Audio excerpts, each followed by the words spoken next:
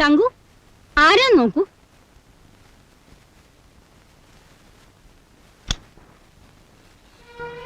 അല്ല, ഇതാരാ? Mrs എഞ്ചിനീയറോ?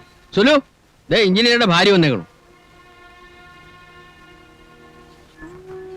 Yes, എന്താ വേണ്ടത്? ചേച്ചി വിചാരിച്ചാൽ എന്തെങ്കിലും ചെയ്യാൻ പറ്റും. സുഖേഷിനെ എങ്ങനെയെങ്കിലും സ്റ്റേഷനിൽ നിന്ന് ഇറക്കണം. സോറി കാഞ്ചി, എനിക്ക് അങ്ങനെ വിചാരിക്കാൻ ഒരു നിവൃത്തിയില്ല. ഇത്രയും നാണം കെട്ട ഒരു സംഭവം ഇതിനു മുമ്പ് ഈ കോളനിയിൽ ഉണ്ടായിട്ടേ ഇല്ല. സുഖേഷിന് അങ്ങനെ ഒന്നും ചെയ്തിട്ടില്ല. പിന്നെ പോലീസുകാർ വന്ന് പിടിച്ചോണ്ടോയത് അയാളുടെ ഫോട്ടോ എടുത്ത് വയ്ക്കാനാ? അത് വേറെ ആരോ. നോ, കുട്ടിയെ ഇനി വിശ്വസിക്കാൻ പറ്റില്ല. ഇതുവരെ പറഞ്ഞത് മുഴുവനും കള്ളായിരുന്നല്ലോ. കെട്ടിടം പണിയാനുള്ള സിമെന്റിലും കമ്പിയിലും കൃത്രിമം കാണിച്ചാൽ എന്തൊക്കെ അത്യാഹിതങ്ങൾ ഉണ്ടാവുമെന്ന് അറിയാമോ? ചിലപ്പോ കെട്ടിടൊടിഞ്ഞു വീണെന്ന് വരും, ആളി എത്തുമെന്ന് വരും. ഒന്ന് പറഞ്ഞു കൊടുക്കും എന്റെ സൊല്ലു. ചേച്ചി, എനിക്കും മോക്കും വേറെ ആരുമില്ല. ദയവ് ഇത് ഞങ്ങളെ ഒന്ന് സഹായിക്കണം. ഇവിടെ നിന്ന് കരഞ്ഞിട്ട് ഒരു കാര്യമില്ല. ഈ കരച്ചില് സ്റ്റേഷനിൽ വെച്ചായാലേ ചിലപ്പോ പോലീസുകാർക്ക് അലിവ് തോന്നിയെന്ന് വരും. അവനവൻ എടുത്താ പൊങ്ങുന്നതേ എടുക്കാവൂ. തുമ്പിയെ കൊണ്ട് വലിയ ഉരുളങ്കൽ ഇടിപ്പിക്കാൻ ശ്രമിച്ചാൽ നടക്കുവോ? തങ്കുഞ്ഞു പോരൂ.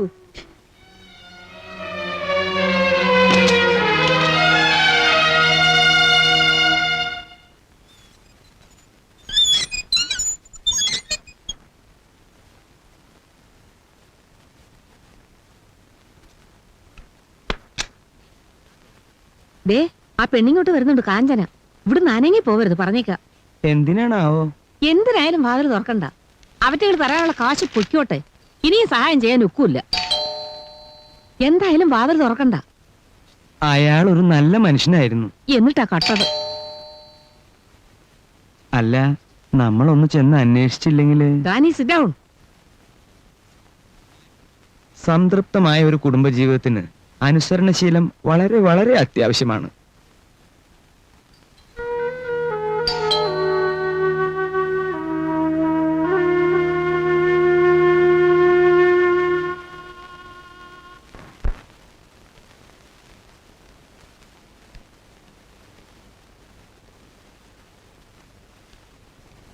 അകത്തേക്ക് വരൂ.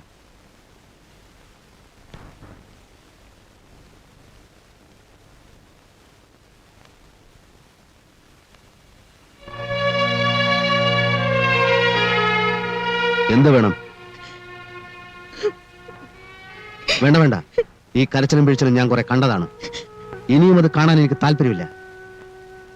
വരാൻ പോകുന്ന ഭവിഷ്യത്തുകളെ പറ്റി സൂചിപ്പിച്ചപ്പോഴെല്ലാം ഈ കരച്ചിൽ കൊണ്ടാണ് നീ എന്നെ വഴിതെറ്റിച്ചത്. ക്ഷമിക്കാമായിരുന്ന ചെറിയ കാര്യങ്ങൾ പെരുപ്പിച്ച് പറഞ്ഞ് മോഹനെ, അമ്മയെ എല്ലാരും നീ എന്നിൽ നകറ്റി. ഇനിയും നിനക്ക് എന്താണ് വേണ്ടത്? സുഖേട്ട, ഞാൻ മനഃപൂർവ്വം. എനിക്ക് സുഖേട്ട മാത്രമല്ലേ ഉള്ളൂ. അതെ, നിന്നെ സ്നേഹിച്ചതിനുള്ള ശിക്ഷയും നീ തന്നില്ലേ? ഒരു നുണ പറയുന്നത് പോലും മഹാപാപമാണെന്ന് ചെറുപ്പത്തിൽ അച്ഛൻ എന്നെ പഠിപ്പിച്ചിരുന്നു. ഇപ്പൊ ഞാൻ കള്ളനാ. നീയാണ് എന്നെ കള്ളനാക്കിയത്. സുഖേട്ട, പൊയ്ക്കോ. ഇനി ഒരിക്കലും നിന്നെ എന്റെ മുമ്പിൽ കണ്ടുപോകരുത്. ഒരു ദിവസം നീ പത്രത്തിൽ വായിക്കും, ഏതെങ്കിലും റെയിൽ പാളത്തിൽ എന്റെ ശവം കിടക്കുന്ന വാർത്ത നീ അറിയും.